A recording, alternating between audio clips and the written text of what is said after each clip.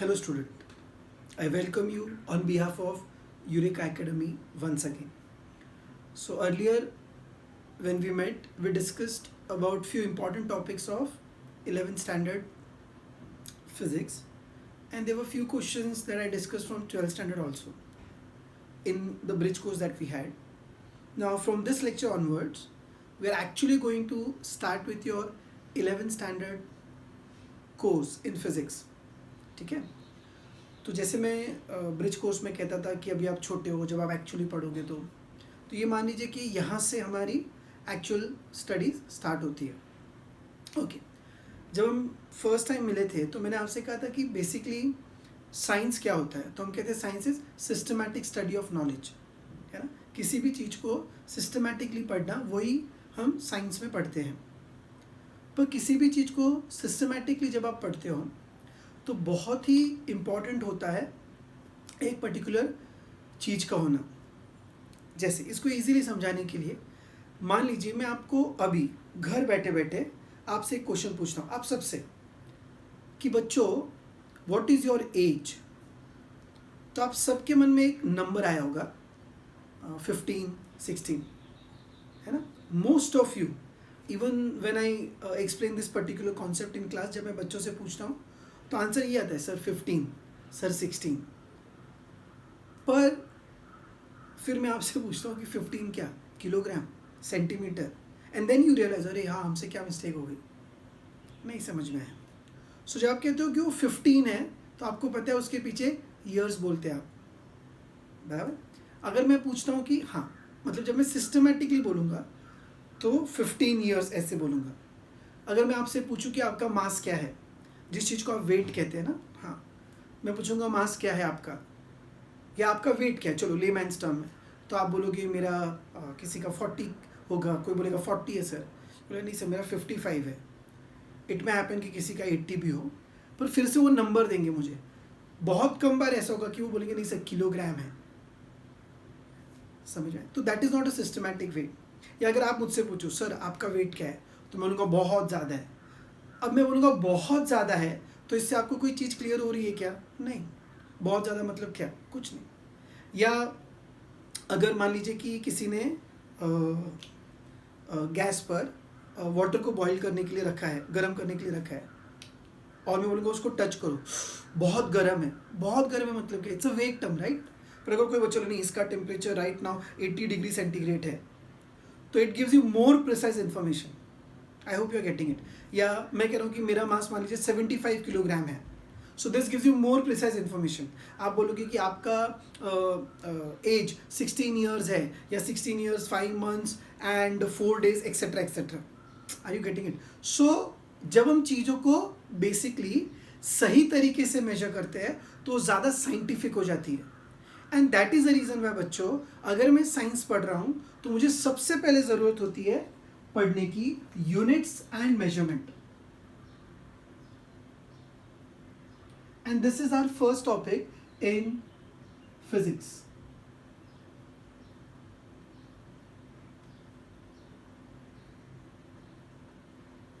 Units and measurements. Okay, so जैसे मैं बता रहा था, science is systematic study of knowledge. तो अगर आप चीज़ों को सिस्टमैटिकली पढ़ते हो तो उसका मेजरमेंट करना बहुत ज़रूरी है. जब आप किसी भी चीज़ को मेजर करते हो, जैसे अभी जैसे मान लीजिए कि आप कहते हो कि, या मैं कहता हूँ मेरा मास 75 किलोग्राम है, या मान लीजिए आप सबकी age on an average 16 years होगी. सो हर एक जब मैंने आपसे क्वांटिटी पूछी या हमने जब मेजरमेंट किया तो दो चीज़ें सामने आती बच्चों. एक होता है 75, 16, these are numbers.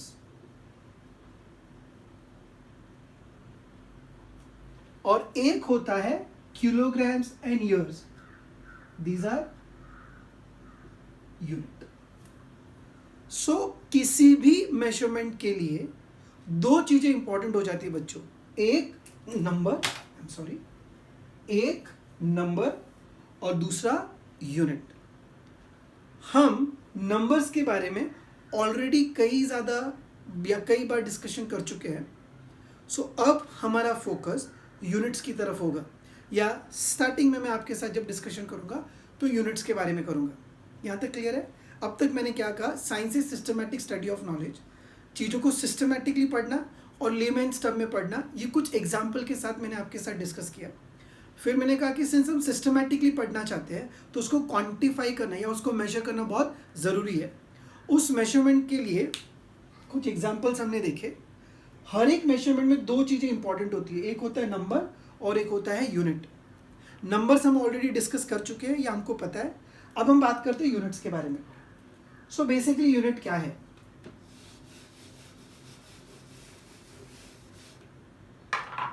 Basically unit क्या है? सो बच्चों, यूनिट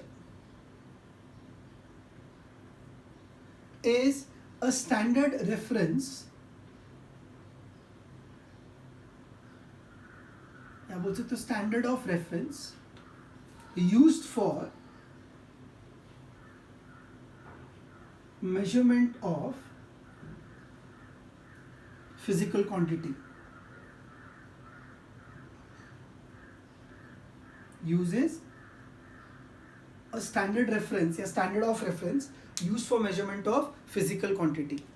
अगर आपको यहाँ एक डाउट है कि सर फिजिकल क्वांटिटी मतलब क्या, तो फिजिकल क्वांटिटी का मतलब होता है कोई भी ऐसी क्वांटिटी जिसको हम मेजर कर सकते. Anything that we can measure is a physical quantity. So आपकी एज हम मेजर कर सकते हैं, आपका वेट हम मेजर कर सकते हैं, है ना. तो इनको हम बोलेंगे physical quantities. So anything that can be measured is physical quantity. यहाँ तक सब साथ में okay. So what is a unit? It is a standard of reference used for measurement of physical quantity.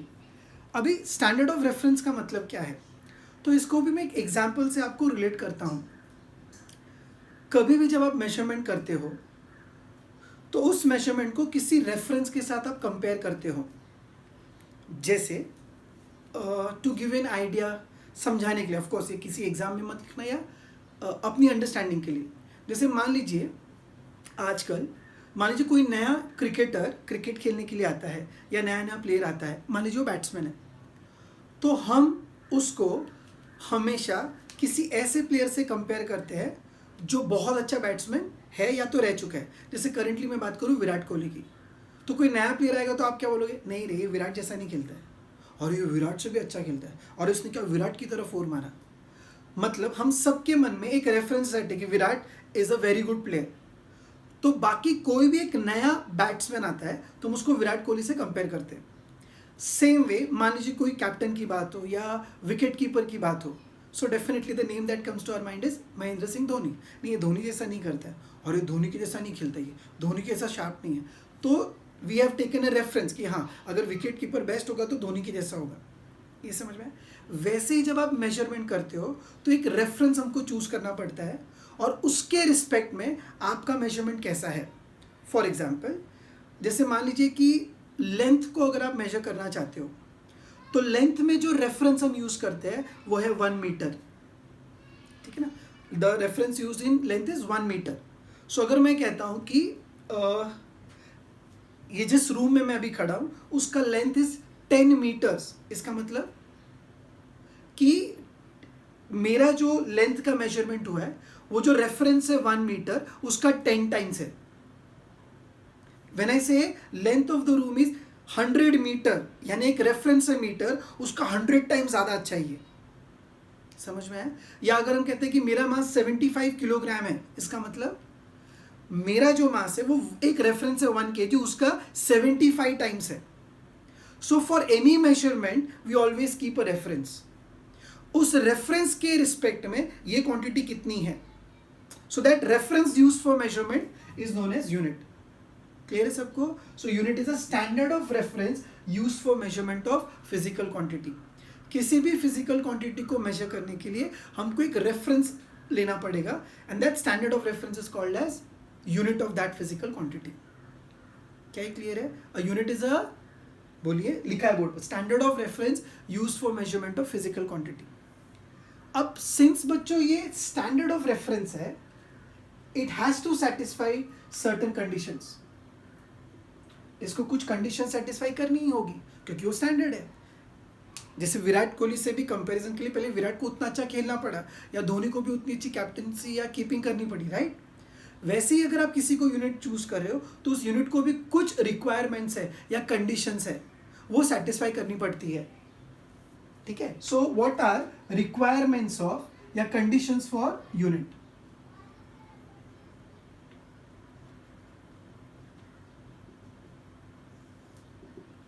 सबसे पहली बात बच्चों कि आप जो स्टैंडर्ड ऑफ रेफरेंस यूज कर रहे हो, जो भी आप यूनिट यूज कर रहे हो, वो first and foremost it should be universally accepted.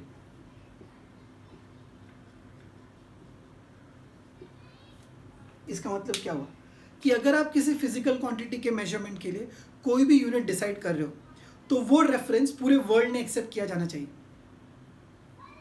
समझ में आया? फॉर एग्जाम्पल, जैसे Indian currency is in rupees. India में हम पैसे को रुपीज में मेजर करते हैं, बट क्या रुपीज पैसे की स्टैंडर्ड यूनिट हो सकती है? नहीं है, because rupees is not globally accepted. ये समझ में आया? सो आप कोई भी जो रेफरेंस यूज करोगे वो ऐसा होना चाहिए जो सब जगह से एक्सेप्टेड होना चाहिए। It should be universally accepted. दूसरी कंडीशन होती है बच्चों कि आप जो रेफरेंस यूज कर रहे हो वो इजीली अवेलेबल होना चाहिए।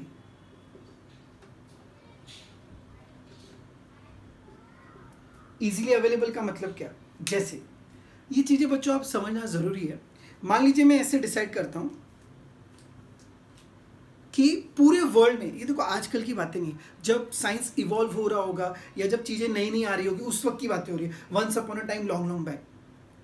मान लो पूरे वर्ल्ड ने ऐसा डिसाइड किया कि एनआर सर के हैंड्स का जो लेंथ है, मेरे ये चेस्ट से लेकर के यहाँ तक का, आई hope you all can see, ये डिस्टेंस यहाँ से यहाँ तक का, दिस डिस्टेंस इज 1 मीटर। ऐसा पूरे वर्ल्ड ने एक्सेप्ट किया, अज्यूम, ठीक है ना, कि पूरी दुनिया मान गई कि एनआर सर के ये यहाँ से यहाँ तक का डिस्टेंस इज 1 मीटर, ऐसा पूरी वर्ल्ड ने अज्यूम कर लिया। तो अगर कहीं पर भी मेजरमेंट करना है तो लेंथ का मेजरमेंट करना है तो एनआर सर को ही जाना पड़ेगा, क्योंकि it is only NR sir जिनका ये डिस्टेंस इज 1 मीटर। क्या मेरी बात समझ में आ रही है? बिकॉज और किसी के पास ये 1 मीटर नहीं है। अब बच्चों, is NR sir easily available? The answer is no. हाँ, ह्यूमन लिमिटेशन है ना, at a given point of time में एक ही जगह हो सकता हूँ। तो मान लो किसी को इंडिया में मेजरमेंट करना है, उसी वक्त ऑस्ट्रेलिया या यूएस में मेजरमेंट करना है, तो मैं 2 जगह पर एक ही टाइम नहीं हो सकता हूँ। फिजिकली प्रेजेंस की मैं बात करूँ तो ये ऐसा कुछ सिलेक्शन, अगर मैं बोलूँ नहीं ये 1 मीटर है, तो ये ऑल्दो यूनिवर्सली एक्सेप्टेड हो गया, पर ये इजीली अवेलेबल नहीं है। इसमें और भी ऐसी बहुत सारी कंडीशन है बच्चों। इजीली अवेलेबल होना चाहिए, वो इजीली रिप्रोड्यूसेबल होना चाहिए।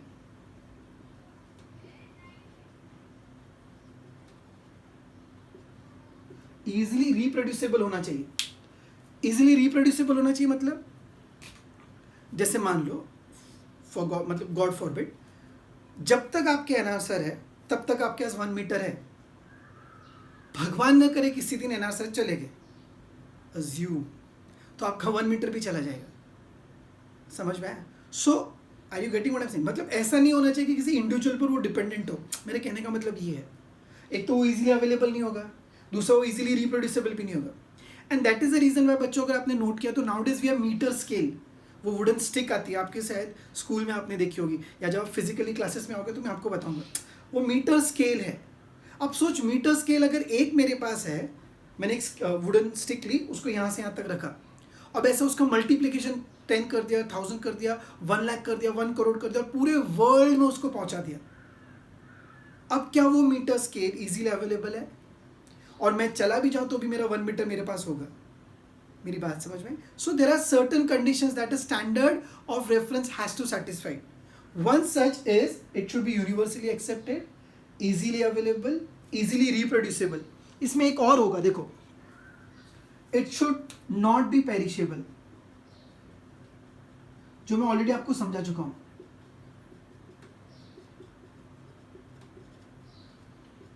जैसे मेरा, जब तक मैं हूं 1 मीटर है, मैं गया तो आपका 1 मीटर भी गया, सो मैं पेरिशेबल हूं ना, चला जाऊंगा मैं, तो ये ऐसा नहीं होना चाहिए।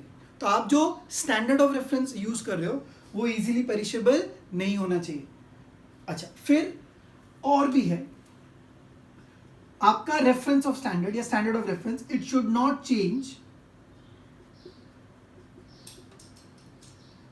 With time and space. अभी इसका मतलब क्या हो, जैसे मान लो 1 metre was decided to be distance between finger tips to chest of a 5 year old kid, 5 साल के बच्चे का ये डिस्टेंस 1 मीटर डिसाइड किया। समझ गए ना अब क्या होगा। अब सोचो जब वो बच्चा 5 साल से 15 साल का होगा तो 1 मीटर उतना ही हो गया, बढ़ जाएगा बढ़ जाएगा। तो ऐसा भी रेफरेंस चूज नहीं करना चाहिए। फिर आप ये भी जानते हो कि इंडिया में जो 5 years का बच्चा होगा उसका जो बॉडी स्ट्रक्चर होगा, और मान लीजिए यूएस में या फॉर एग्जांपल जापान में ले लीजिए, वहाँ अगर कोई बच्चा होगा 5 साल का तो उसका बॉडी स्ट्रक्चर अलग होगा।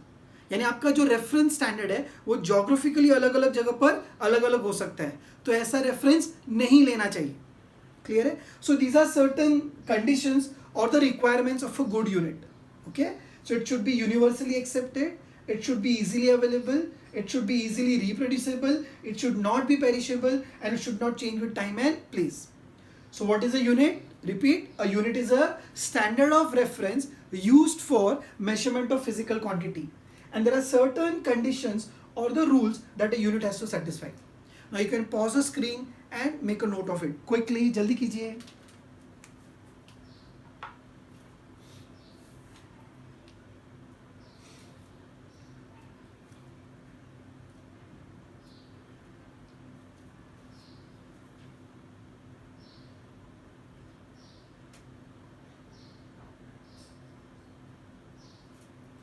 फाइन। सो अब आगे बढ़ते बच्चों।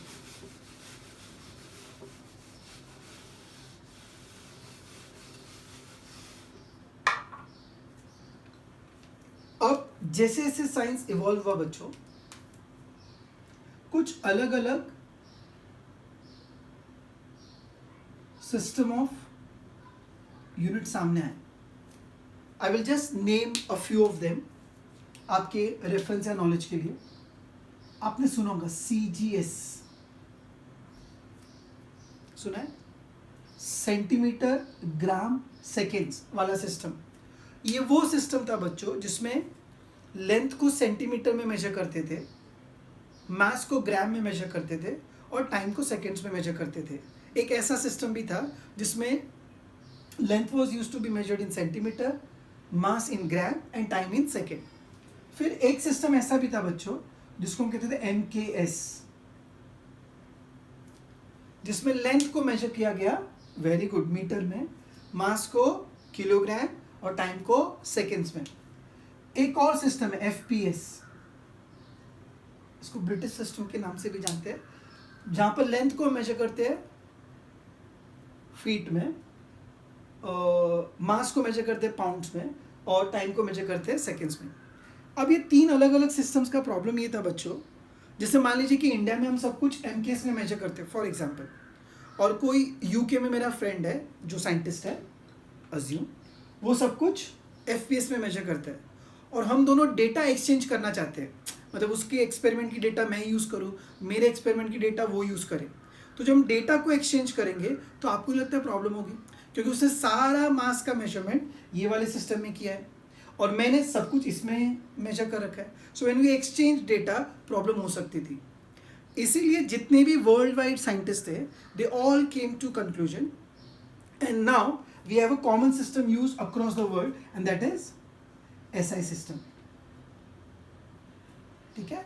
सो these were few systems which पहले लोग फॉलो करते थे। अब हम कॉमनली कौन सा सिस्टम फॉलो करते हैं? SI systems. Okay, now according to this SI system, जितनी भी दुनिया भर की फिजिकल क्वांटिटीज है, उन सारी फिजिकल क्वांटिटीज को इन लोगों ने क्या करा है कि डिवाइड कर दिया, और आपको ये आज का लेक्चर खत्म होने से पहले बाय हार्ट करना है। ठीक है, मतलब SI सिस्टम के हिसाब से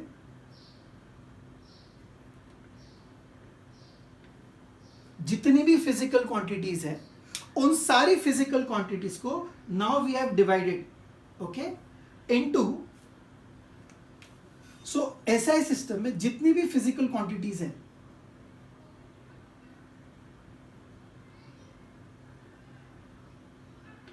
उनको हमने डिवाइड कर रखा है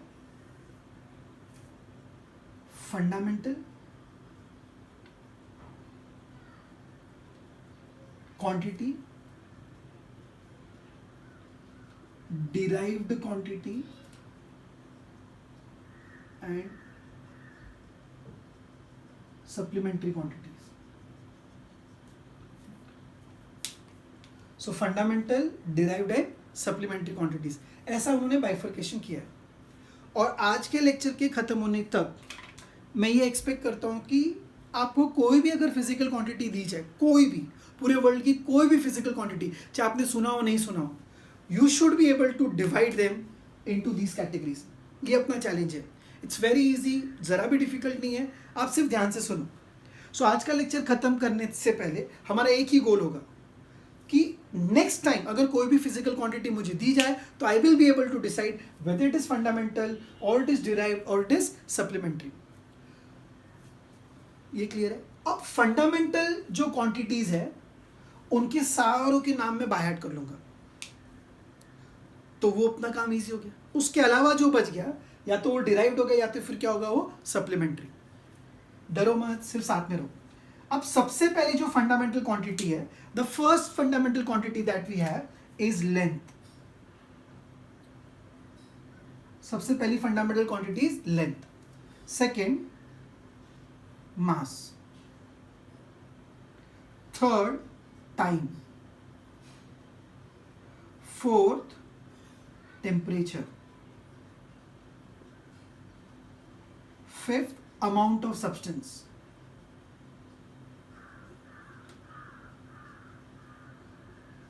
Sixth, luminous intensity. And last one, electric current. So these are 7 fundamental quantities जिनके नाम आपको बाय हार्ट करने हैं, चाहे जो हो जाए. सबसे पहले कौन सा है? Length, mass, time, temperature, amount of substance, luminous intensity and electric current. ध्यान से देखिए, हमको इनको धीरे धीरे बाय हार्ट करना है. Tell me what is the first quantity? Yes, it is length, mass, time, temperature, amount of substance, luminous intensity and electric current. Now if you observe their initials बच्चों, ये लर्न करना बहुत easy हो गया. LMT, tell. कुछ तो है पर ये बहुत काम का. इससे आपको बाय हार्ट हो जाएंगे 7 फंडामेंटल क्वांटिटीज के नाम. LMT, tell. What does first L stands for? Length, mass, time, temperature, amount of substance and luminous intensity. फिर से एक बार बोलिए. Length, mass, time, temperature, amount of substance and luminous intensity. कैसे याद रखना है? LMT, tell. कैसे याद रखना है? LMT, tell.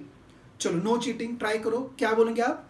LMT, tell. L is for length, mass, T is for time, then T is for temperature, A is for amount of substance, L is for luminous intensity and E is for electric current.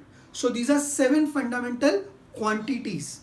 कैसे याद रखना है? LMT, tail. Length, mass, time, temperature, amount of substance, luminous intensity and electric current. So these are 7 fundamental quantities. Okay. अब fundamental quantity के बाद एक और term है बच्चों जो हमको पता होना चाहिए, वो है फंडामेंटल यूनिट. ओके. सो फंडामेंटल क्वांटिटीज के लिए जो हम स्टैंडर्ड ऑफ रेफरेंस यूज करेंगे उसको बोलेंगे फंडामेंटल यूनिट. अच्छा, अब अगर आपसे को पूछता है कि what do you mean by fundamental quantity, तो आप बोलोगे a physical quantity which does not depend on any other quantity for its measurement. बोलिए, a physical quantity which does not depend on any other quantity for its measurement. मतलब ऐसी physical quantity जो किसी दूसरी quantity पर depend नहीं करती है खुद के मेजरमेंट के लिए, उसको हम बोलेंगे फंडामेंटल, नाम सी फंडामेंटल, अपने आप पर वो डिपेंडेंट है, किसी और पे डिपेंडेंट नहीं है. So physical quantity that does not depend on any other quantity for its measurement is called as fundamental quantity. बोलिए. A physical, very good, a physical quantity which does not depend on any other quantity for its measurement is called as fundamental quantity. और इसका जो unit होगा उसको हम क्या बोलेंगे? Fundamental unit. समझ में आ रहा है? एक क्वांटिटी है और एक यूनिट है. So what do you mean by fundamental unit? The standard of reference used for measurement of fundamental quantity is called as fundamental unit. अगर आप इसको नोट करना चाहो तो वीडियोस को पॉज करो, धीरे धीरे फिर से रिवाइज करो, आप अपने लिए लिख लेना, या तो आपके पास पीडीएफ होगा टेक्स्ट बुक का, उससे भी आप रेफर कर सकते हैं. So what is fundamental quantity? Quantity. Fundamental quantities are those physical quantities which do not depend on any other quantity for its measurement. What do you mean by fundamental unit? The standard of reference used for measurement of fundamental quantity. Fundamental quantity को measure करने के लिए जो हम standard of reference use करते हैं उसको बोलेंगे fundamental unit. यहाँ तक सब साथ में? अच्छा. सो अब दो चीजें आ रही है बच्चों, एक क्वांटिटी और एक यूनिट, दोनों को आपको क्लियरली समझना है. लेंथ क्या है? Fundamental quantity.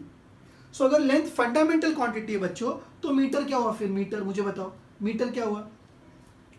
मीटर उसका हुआ फंडामेंटल यूनिट. मास फंडामेंटल क्वांटिटी है तो किलोग्राम क्या होगा उसका? Fundamental unit. ठीक है, ऐसे आपको याद रखना है. फिर टाइम फंडामेंटल क्वांटिटी तो सेकेंड क्या हुआ उसका? Fundamental unit. Temperature is a fundamental quantity तो टेम्परेचर को मेजर करेंगे केल्विन में in SI system. So kelvin क्या हुआ उसका? Fundamental unit. Amount of substance हम मोल में मेजर करते हैं. ल्यूमिनस इंटेंसिटी कैंडेला में मेजर करते हैं. Lux is also unit of intensity. Yes, lux, LUX वाला लक्स, हाँ, जो लाइट की इंटेंसिटी मेजर करता है.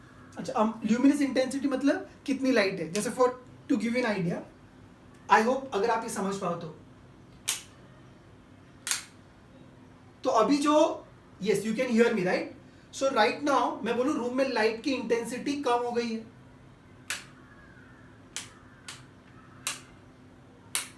अब थोड़ी सी आई राइट, थोड़ी और ज्यादा हुई, अब थोड़ी और ज्यादा हुई.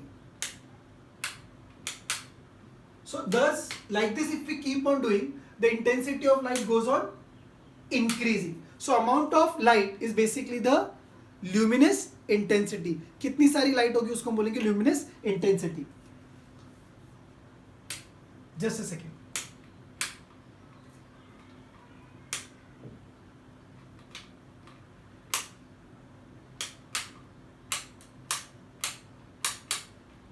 Fine.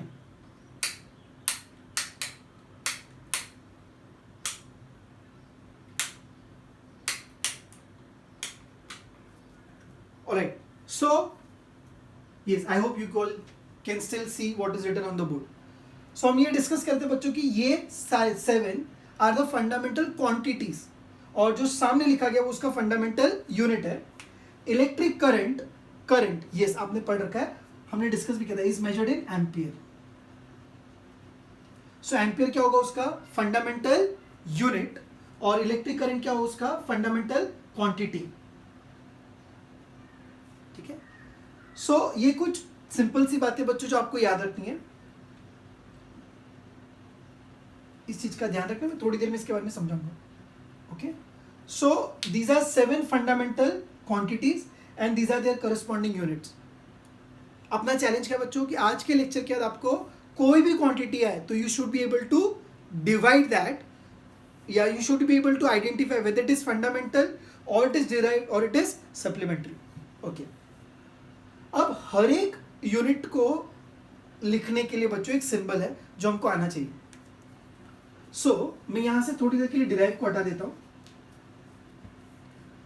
जैसे metre is for length, kilogram is for mass, s हम लिखते हैं सेकेंड्स के लिए, केल्विन कैपिटल के, मोल को हम मोल ऐसे लिखते हैं, कैंडेला को हम CD लिखते हैं, और एम्पियर को हम कैपिटल ए से लिखते हैं। Is that clear? सो ये उनके सिंबल है। So these are 7 fundamental quantities, corresponding fundamental unit, और उनका ये सिंबॉलिक नोटिफिकेशन है जो आपको अच्छे से याद रखना है। ओके, अब बच्चों सप्लीमेंट्री क्वांटिटी क्या होती है? तो फंडामेंटल क्वांटिटीज की हेल्प करने के लिए, जैसे देखो अभी ये सब एग्जाम्पल सिर्फ आपको इजीली समझाने के लिए, कई बार जब आप एग्जाम लिखते हो तो आपकी एक मेन सप्लीमेंट खत्म हो जाती है, सॉरी मेन आंसर शीट खत्म होती है, then you ask for one something extra and that is called as supplement, right? So सारी फिजिकल क्वांटिटीज को असिस्ट करने के लिए कुछ क्वांटिटीज एक्स्ट्रा भी है, उनको हम बोलते हैं सप्लीमेंट्री क्वांटिटीज। सप्लीमेंट्री क्वांटिटीज में बच्चों जो पहली सप्लीमेंट्री क्वांटिटी आपको पता होनी चाहिए वो है प्लेन एंगल। डरो मत इससे। प्लेन एंगल मतलब वो एंगल जिसके बारे में आप बचपन से पढ़ रहे हो।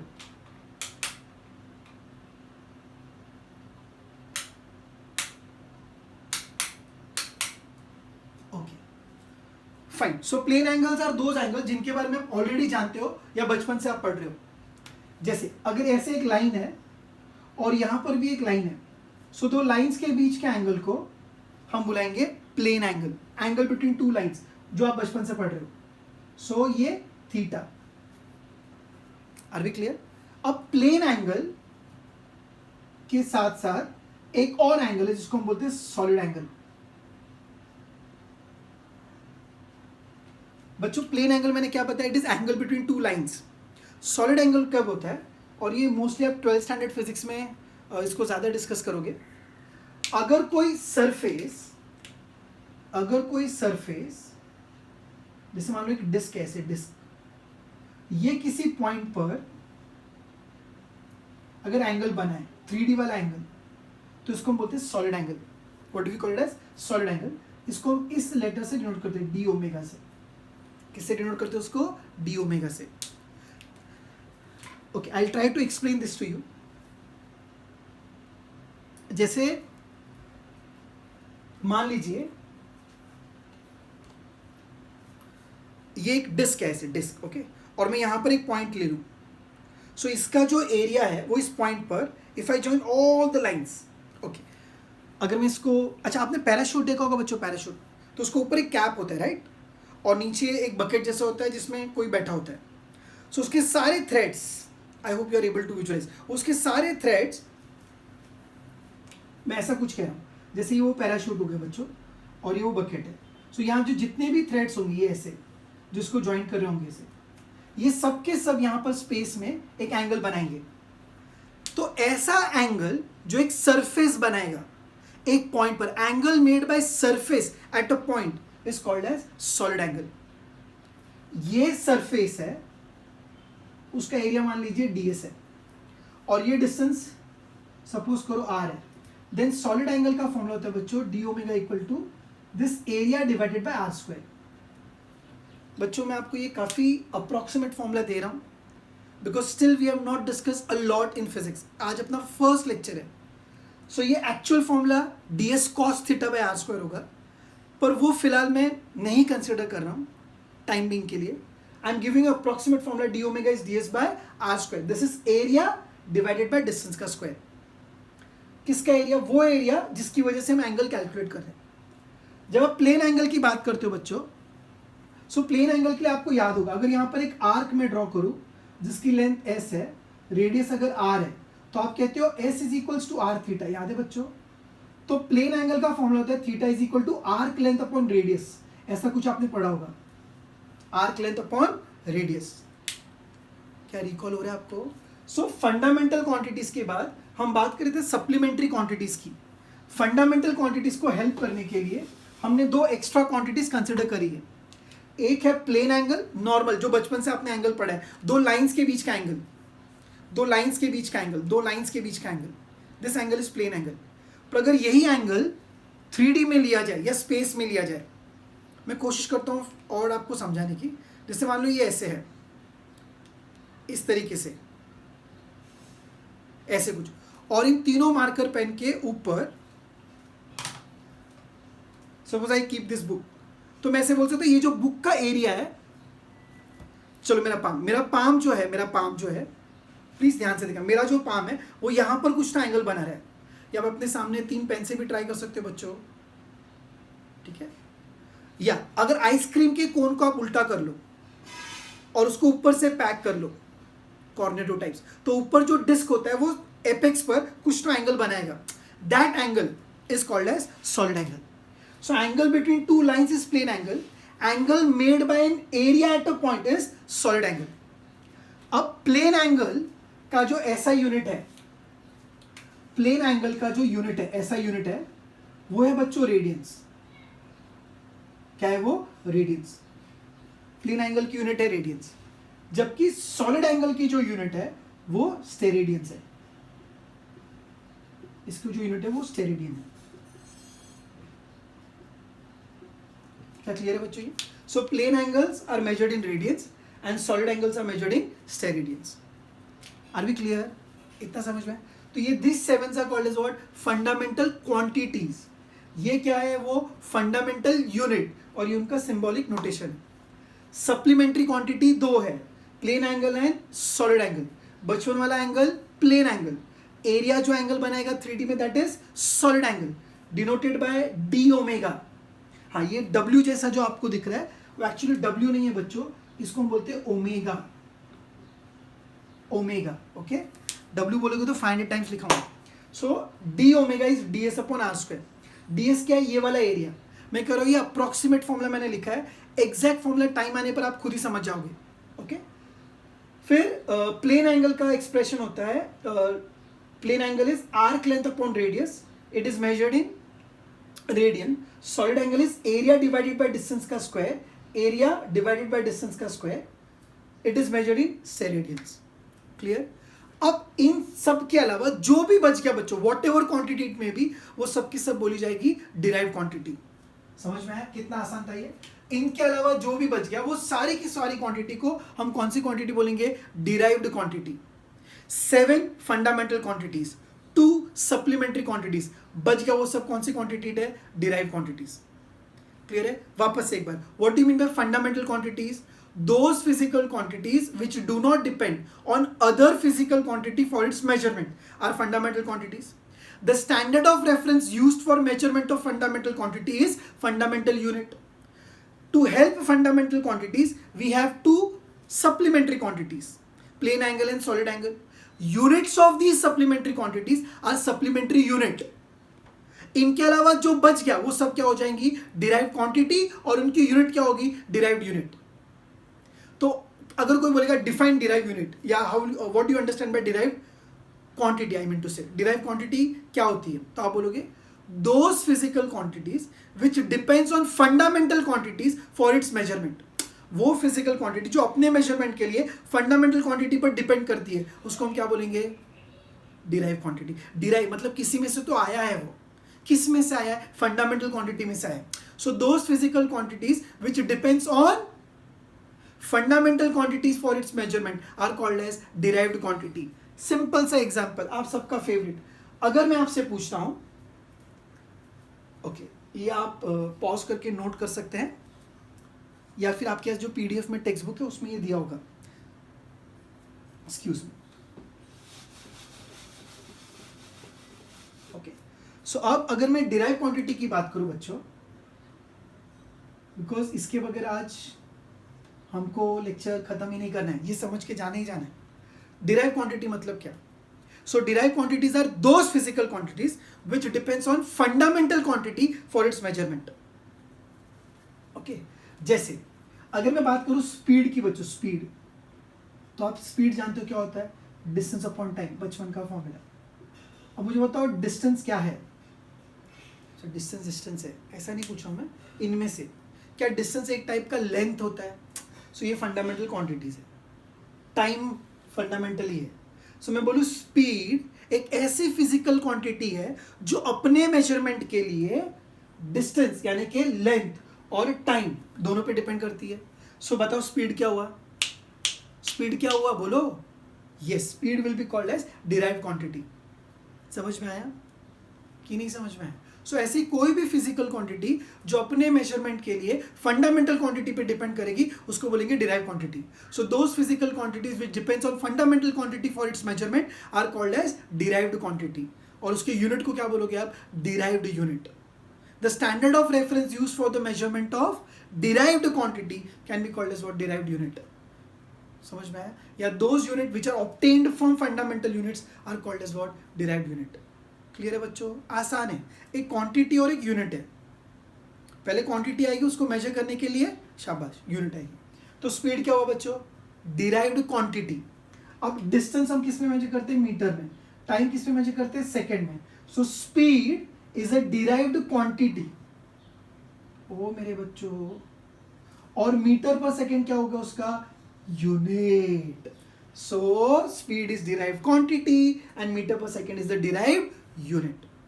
Are we clear? आया समझ में? क्योंकि वो फंडामेंटल में से आया है. अब मुझे बताओ, अगर मैं आपसे पूछूं, चलिए थोड़ा सा और मैं आपको बताता हूं. एक्सेलरेशन क्या होता है? Change in velocity upon time.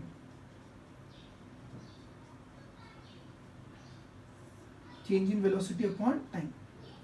So velocity फिर से मीटर पर सेकंड में, और टाइम को आप सेकंड में मेजर करते हो. सेकंड सेकंड कैंसिल मत कर देना बच्चों. ये हो जाएगा मीटर पर सेकंड स्क्वायर. ये सेकंड डिवाइड है और ये उससे डिवाइडेड है. ठीक है. अब बता, क्या ये एक्सेलरेशन वेलोसिटी पे डिपेंडेंट है और वेलोसिटी डिस्टेंस और टाइम पर डिपेंडेंट है? सो क्या हम ऐसा बोल सकते हैं एक्सेलरेशन भी डिराइव क्वांटिटी है? क्योंकि एक्सेलरेशन डिपेंड करता है वेलोसिटी पर, वेलोसिटी डिपेंड करता है डिस्प्लेसमेंट पर. समझ में? सो एक्सेलरेशन भी क्या बन जाएगा?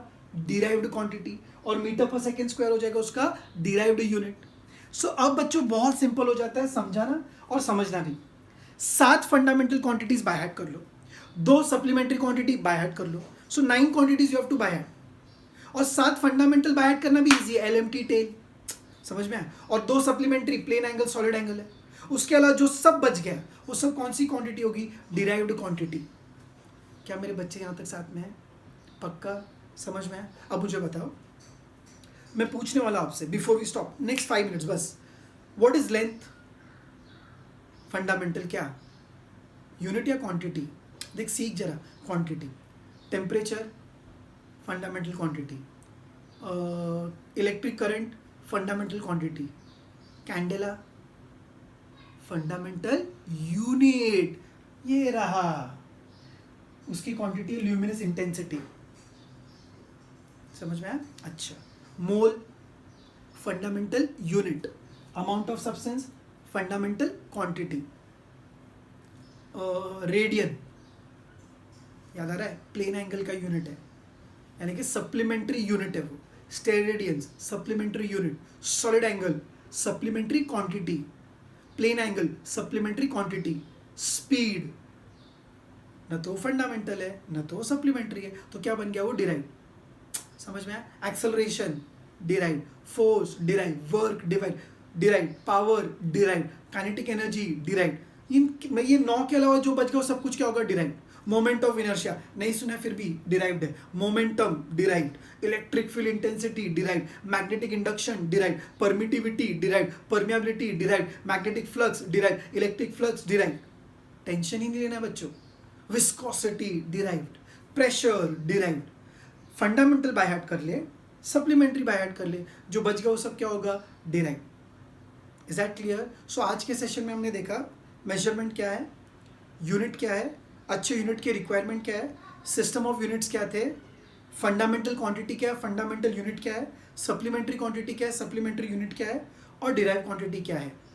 सो जो फंडामेंटल भी नहीं है, जो सप्लीमेंट्री भी नहीं है, वो सब क्या हो जाएंगे? डिराइव. फंडामेंटल को याद करने का तरीका था एलएमटी टेल, और सप्लीमेंट्री के 2 ही नाम है, plane angle and solid angle. So next time जब हम मिलेंगे इसी को यहाँ से आगे कंटिन्यू करेंगे. Thank you so